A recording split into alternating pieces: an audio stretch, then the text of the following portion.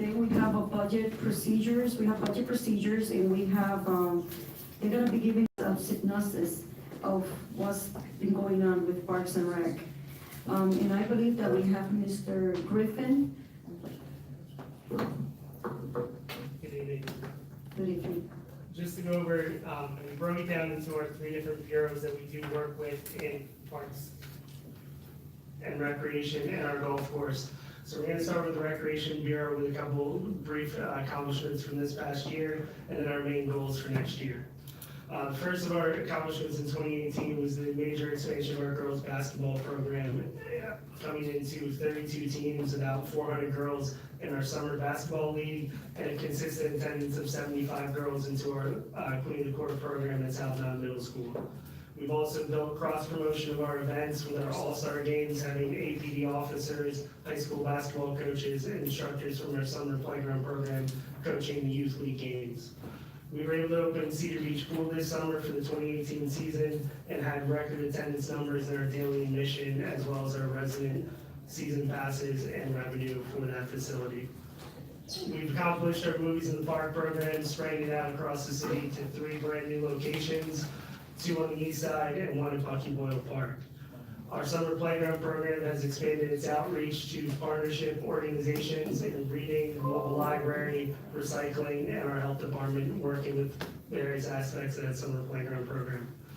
We were able to complete concrete tee pads and signage for the disc golf course, open up the Dixon Street Dog Park. To date, in the month of August, we've had 54 residents get their key fobs and start using the facility. Lastly, we've also installed good sportsmanship signage at our basketball court facilities at Cedar Beach and Percy Brook. Our major goals in the recreation side of the department for 2019 is a major overhaul of our seasonal employee pay rates for aquatics and summer playground program, and the ability to convert our aquatic manager position to a full-time year-round position to expand programming. We also want to take a look at some of the various programs we offer in aquatics and sports, as well as increase some of our fees for revenue for pavilions and field rentals. Lastly, we want to continue to build strong relationships with partner organizations to continue our outreach of what our department does across all aspects of the community in the city of Allentown. Could go on forever about what our Parks Department does, with some of the highlights of their accomplishments, our stone and masonry work in Cedar Creek Parkway, and also Trexler Park around General Trexler's cabin. We were able to put 6 sets of in-the-ground trash containers across the city, and it's a collaborative effort between Parks and Recycling. Those 6 sets were put at Lehigh Parkway, Keck Triangle Park, Ithaca Park, Alton Park, and 3 different locations in Lehigh Parkway. What this allows us to do is save in man hours of collections of garbage and focus on our various other maintenance needs throughout the year. Rick and his staff also did 2 renovations to city-owned properties, both on Springhouse Road. One was a full remodel due to water damage, and the other one is a renovation to bring the property up to code. Both of these collaborative efforts with finance will increase revenue for the city of Allentown. Andre Reed Park had a new swing set installed. And throughout the year, approximately 575 trees and shrubs were planted in parks and related buffers throughout the city. The goal for our Parks Bureau would be, in personnel changes, is the upgrade of the Clerk 3 position to an office manager due to changing job responsibilities and duties, and also upgrading an office manager position to an operations manager, eliminating an hourly position and creating a salary position for the same reason: change and increase in job duties and responsibilities. Project goals for 2019 are to continue stone repairs at Lehigh Parkway Staircase, Rose Garden Gazebo, and Trexler Park Bridges. We're also looking at pool repairs to Mac Pool in the roof area, painting and sandblasting the pool shell, and Irving Pool renovations. Additional equipment additions and replacements to continue efficient park operations. Finish landscaping, completing the City Hall lower level landscape bed project. Advancing our signage, master signage plan for signs at the Rose Garden, Alton Park, South Street Park, Ithaca, Walden Terrace, and the Recreation Office. And lastly, we're going to be working on citywide park system repairs throughout the year, as we do every year.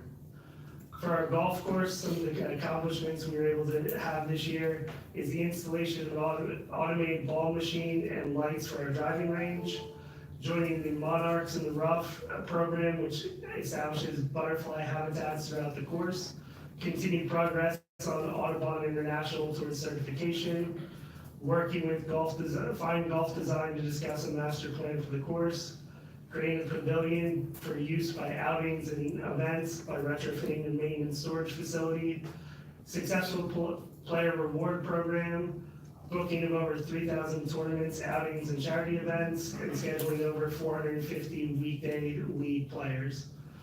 The goals for the golf course this year is the addition of an M1 position to complete projects during the winter months, eliminating the seasonal position and converting to full-time, paving remaining cart paths to improve conditions during wet weather, continue to improve aromatic health and playability of the course through maintaining overgrowth and tree removals, installing chemical storage building and amenities for MS4 compliance, upgrading irrigation and aerification systems for improved cost effectiveness, evaluating the golf course operations to maximize revenue potential, including marketing, advertising, point of sale, programming, venue amenities, pricing, operation, and web presence. And lastly, we want to continue to exceed the expectations of our customers by offering a great product at a fair price. Thank you. I have a question. You mentioned about the automated bowl machine. How is that working? Sure, I'm gonna let Jeff Lombold speak to that as our golf course manager. Good evening. Good evening. We opened it at beginning of May. Basically, what you can do is you can use use cash or credit card to purchase the range balls. The lights on the range are also automatically operated, so we turn them on. Right now, they're currently running from 7:30 till 10 o'clock. They shut off about half the lights shut off at 9:30, and the bank shuts off at 10 o'clock. So it's automated. We do have staffing from 11 to 9 every day, but in the morning they can use it up to 11 with no need for attendant. So it's And convenient. after 9 o'clock, it can also be self-served as well. So we're saving on payroll. We may expand that next year, expand it a little bit more on the self-serve portion of it. That should help out a lot with our, help out some with our payroll expenses. Okay, thank you. What about your tournament? Is it, you said that the booking, is it higher this year than last year? Usually the last few years we booked at the course anywhere between 2,000 and 2,250 rounds roughly. So it's up about 700 rounds of bookings Wow. for tournaments, which is Yes, it's yeah, continuing to amazing. grow a little bit more as the neighborhood courses are struggling with not only condition but operation, so we are benefiting from those issues coming up. So repeat that again. Why do you think that it's a lot higher than last year? I would probably say some of it is due to some of the courses in the area that are not as good in condition as ours. I think some of the issues as well is that courses have closed or in the process of closing, so people want to move their tournaments and get them at a safe place that they're going to be able to stay there for a while. Okay, thank you. Any questions from the audience? Go ahead. Oh, I'm sorry. I was waiting to let somebody else walking out of the door. I'm sorry, I didn't want to confuse you. Yeah, thank you for confusing me. I'm actually waiting. No, you're not waving to me. Okay, to me. Yeah. That's okay. Yeah. Go ahead, I'll keep my Ms. ears Conklin. Yeah, I have some questions about the terrible weather we had this year. All the bookings and the tournaments that you had, were there many cancellations from that? Yes, we were affected quite a bit by weather this year. Early in the year, March and April, we really got hit pretty hard with the revenue. As the season went along, we struggled through it. There were a lot of weekdays that were rained out. Some tournament, we had one tournament that was canceled. Only one? Yeah, only one. But we offered them a green fee to be able to come back at another date because it was a charity event, so we got our revenue from that. But in general, we were hit pretty hard with weather throughout the year. Yeah, so in the coming year, how much damage was done to the golf course? Were any greens washed out or bunkers or? Yeah, I mean, we had significant damage to the course. We fared fairly well with a lot of the work we've done. We were doing a lot of pumping of water off of the golf course. There were days where we just got significant rainfalls. August was a month of about 15 inches of rain. July was a month of about 7 inches of rain. You know, as we saw with the pool this year, I mean, it was just flooding that was unprecedented, you know, in before. Right now, we're hanging in there. We're hoping to get to October to try to do some of our agronomic programs, kind of aerate, do some overseeding, things like that. Even today, the course is just, it's very wet. You know, we've got greens and tees, you walk on, the ground's moving underneath your feet, but, you know, we're doing the best we can. We're working on replacing about 120 tons of bunker sand into the bunkers that was washed out over the season. So that's gonna be quite a project for us. And just trying to maintain, you know, our gravel cart paths, getting those, you know, back in action, from being flooded out. But we do see a significant increase in stormwater on the golf course, especially with some of the building that's going on, you know, up above us. Otherwise, I mean, anywhere that there was low areas that we couldn't pump the water out, we do have some damage. We're working on overseeding those areas now. Hopefully we get a warm fall, and I think we're gonna have, you know, great conditions come spring in. So you're going to see a significant amount that you're going to need for the budget to correct the golf course? Because I agree with you. I think that one of the reasons, I mean, in the beginning of the year, it was magnificent playing here. You know, and I think that's why a lot of people want to come back to the Allentown course. But now it's going to be pretty costly to get that back to what it was last spring. Yeah, we're actually working with RISC to try to take care of some of the costs for the bunker sand and some grass seed to do some overseeding that we plan to get done this fall. And, you know, hopefully with a warm winter, really won't take a whole lot of monetary value, but it's gonna take some man hours to get everything back in place. Thank you. Anybody else from the audience? Go ahead, Mr. Hendricks. Thank you, Ms. Boda. Mr. Randall, relative to the recent, the automatic golf ball dispensers, do you have any accounting on how we have fared with that versus when we were doing it by buckets? Since it's only a small period of time that we've had it started, we've opened it up officially probably in the middle to late part of May, before it was really operational. So it was slow to start to get it rolling, and then once people started understanding that it is self-serve, it is able to be used as self-serve, they can come in. Having the lights on automatic was another slight delay before that was done, but I think it'll keep ramping up as the season continues on. Now we're starting to get more people coming in later at night because they know it's there. Okay. The early mornings. And early mornings as well. At a time prior to where we were. We personnel usually go open out. at 8, or you could get the balls in the pro shop at 6 when you open up the pro shop, but it was always an issue for people walking up, so now they can go right there and get their balls in a way. Okay, so something we'll look at next year. See how we're doing. All right, thank you. Thanks. Any other? Go ahead, Mr. Bariti. Thank you. Mr. Lindberg, in regards to the automatic light, the other day I passed by and it was like raining in the evening, but the lights were still on, there was nobody there, and it's raining a lot. Isn't there a way to shut them off?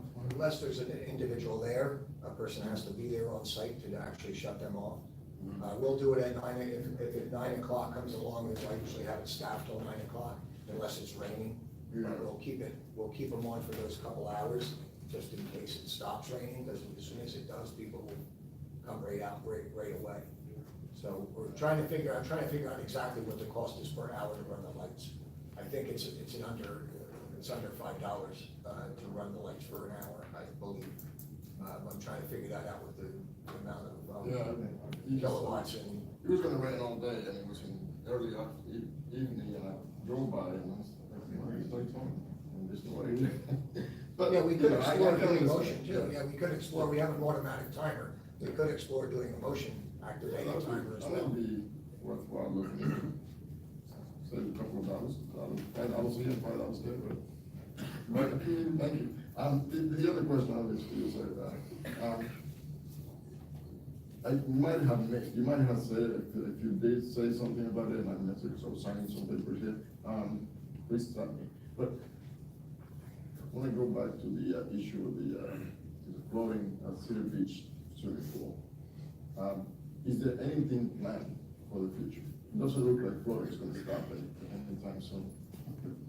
Sure, I'm gonna ask Rick to come up to speak to that a little bit in regards to the maintenance side of what we saw this summer in regards to the pool itself, but also the park system as a whole. So, I mean, I believe, you know, like Chris said, this year, you know, I've been with the city for 26 years now, and with the parks for 24 of those years, and I've never seen anything like that this year. I've seen the pool flood and it go down. This year is unbelievable. Some of the things we're looking at right now is to, I reached out to our survey people to look at the flood, it's not a flood mound, but the mound behind the pool that was built to prevent flooding. From what I can see in the pictures I've taken of the last 3 floods, it is breaching in the middle of this mound right now. So the first step is to actually do a survey and see what the elevations are of the mound and see if that is an issue. You know, over time things sink, things move, trees grow, there's a lot of things that happen. So I think that's the first step, to check all the elevations there. And if that is low or needs to be fixed, it's probably something that, from what I gather so far, Army Corps of Engineers would have to come in and take a look at and see if they could actually make that berm higher or just repair it or what may be. There's also improvements that could be made along the creek from Ott Street down to Lake Muhlenberg that could also alleviate the flooding. Meaning, in the past, they've created channels in the creek. I mean, I think some of y'all know, like, gabion baskets, and they created these troughs of creeks, and really that's not the way things should be. It creates velocity, it fills, and it expands. So there are things to be done, there are things we're looking at, and I believe there are ways to make it better. I hope this doesn't happen every year. Well, I'll tell you what, I drive by the office every day, and this year, we had a lot. And last year, and let me just say something, I'm not a meteorologist, but I listened to some of the smart people who are, and they were saying, you know, this, because of the warming, and I know some people may not believe it, but the warming, the Arctic, is actually rising the sea level, which produces humidity and actually causes rain. And that's why it's not stopping, it's actually getting worse. So I'm not gonna say that just because we haven't had in the last 26 years or so, that we're not gonna continue to have any flooding. I mean, you know, I don't know about all those scientific facts, and I haven't listened to those smart people that you're listening to, but I do know that we've had more rain than we had in a long time, you know, Yeah. 2, 3, 4, 13 inches in this month, you know, another 10, 11 inches here, and our ground is saturated, so there's nowhere for it to go.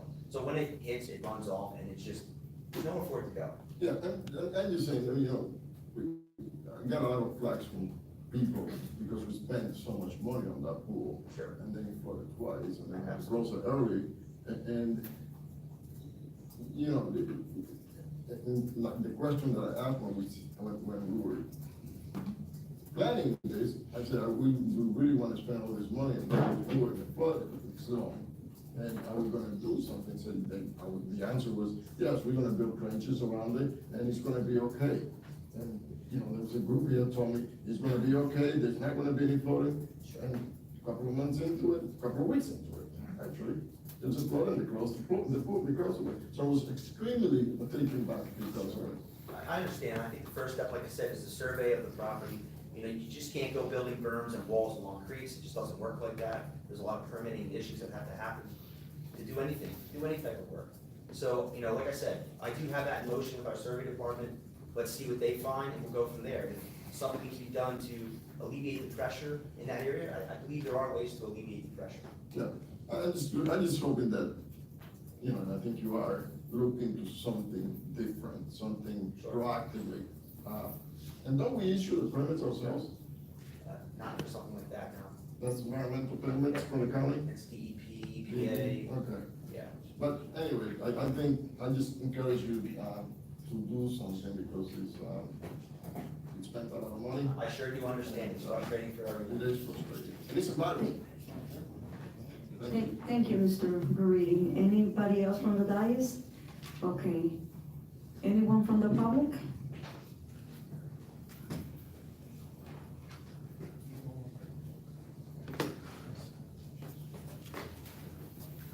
Good evening, Tom Hahn, east side of Allentown.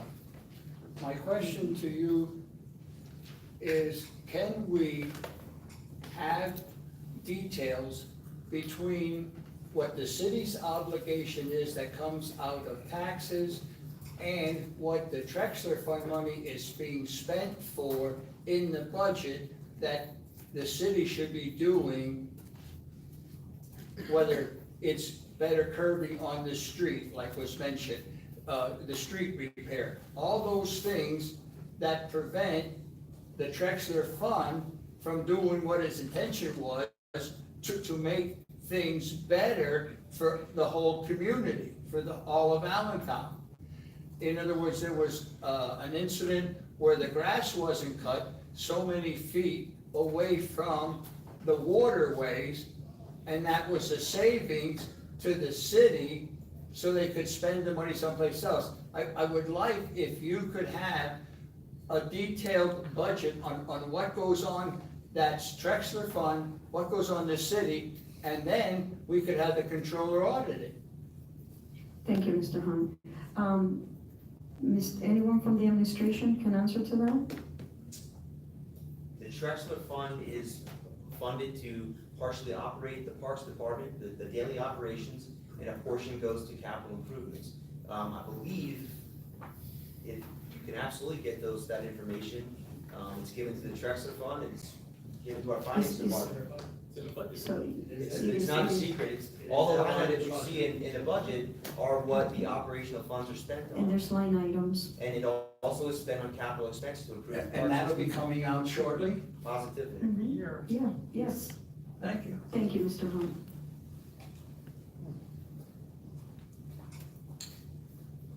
Good evening, Council. Good evening. I should have talked to H3 here before I come up here, but I would really want to find out what the new budget for the Trexler Fund was gonna be next year, if they know. And then the other part would be is, how do you basically, what percentage of that $2 million roughly do you apply to labor, capital projects, or whatever? How do you do that Anyone from the administration? for next year?